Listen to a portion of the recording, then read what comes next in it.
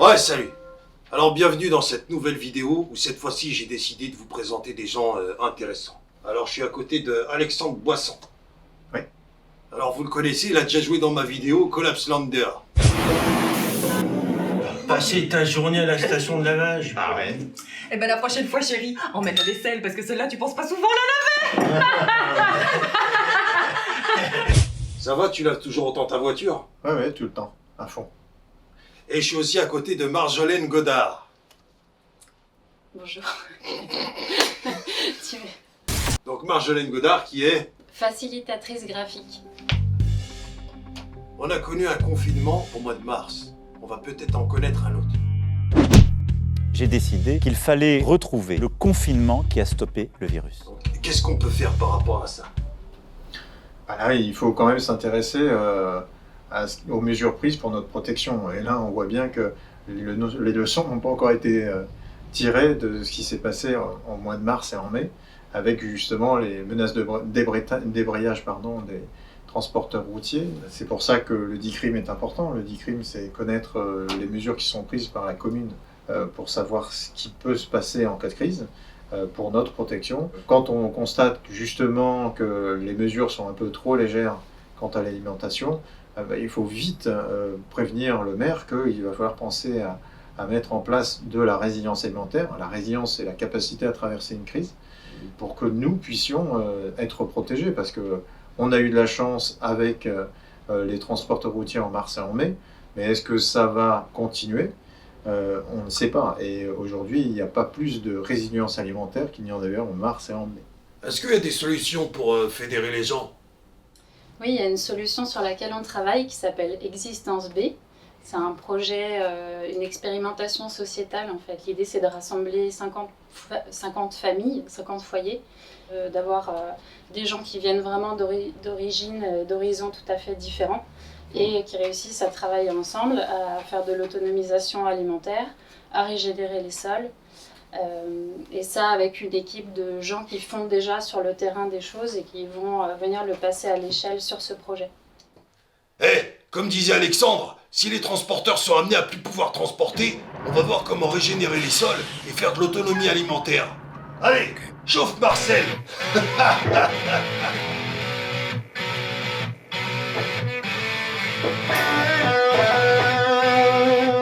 Là, on va rejoindre Céline Basset qui va nous parler d'aquaponie. Oh Céline, qu'est-ce que tu fais? Bah quoi? C'est pas une piscine olympique? Pour Sarkozy peut-être.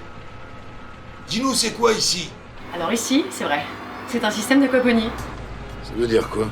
C'est une triple culture. La culture de poissons, la culture de micro-organismes et la culture de plantes en eau. Je te fais voir. Ici, donc, c'est là où il y a mon élevage de poissons. J'ai environ 101 poissons. Là, c'est ce qui est toute ma tête de filtration. C'est là où je cultive mes micro-organismes qui vont s'occuper de transformer la défécation des poissons, les déjections des poissons, en solutions de nutriments qui vont servir à alimenter les plantes que je fais pousser en eau. Et alors, dans ce système, l'eau circule continuellement. Donc, elle est constamment en recirculation, ce qui fait qu'on peut économiser environ 80% d'eau par an par rapport à des cultures maraîchères traditionnelles en terre. Intéressant, non? C'est chouette de rouler avec quelqu'un qui est un tel prodige intellectuel, ça change. Et comment ça se passe le management? Alors, manager un système d'aquaponie, c'est super simple. Tu vois là, toutes les petits tubes avec les petites couleurs, eh bien, c'est tout simplement des tests d'eau pour tester ton pH, ton ammoniac, ton nitrite, ton nitrate, ainsi que d'autres batteries de tests pour tester le fer, le cuivre. Et ça, c'est vraiment accessible à tous. Manager un système d'aquaponie régénératif, c'est manager un cycle d'eau. Céline, tu peux expliquer à mon pote pourquoi on dit aquaponie régénérative des sols? Eh bien, tout simplement, j'utilise les micro-organismes cultivés au sein de ce système d'aquaponie pour pouvoir ensemencer les sols grâce à cette petite pipette et replacer de la microbiologie dans le microbiote du sol. Et à quoi il te sert le microscope? J'utilise le microscope pour faire ce qu'on appelle un comptage de bactéries.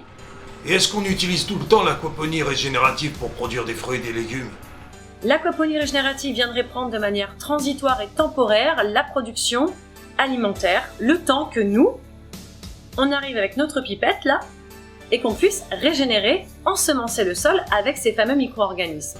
Ce qui fait qu'on laisse le temps à l'écosystème du sol de se régénérer, On enlève la pression productive du sol et après, d'ici 5 à 7 années, on revient à la culture en sol avec des écosystèmes régénérés pour ensuite avoir un système d'agriculture périn.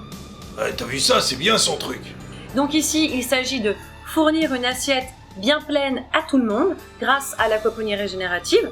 Concrètement, ça veut dire quoi? L'idée, c'est d'implanter ces ceintures alimentaires dans des points stratégiques dans les villes et dans les campagnes. Dans un rayon que, si on trace un cercle avec un compas sur un point donné, eh bien, tu pourras aller prendre tes fruits et tes légumes à 2 km grand maximum de chez toi.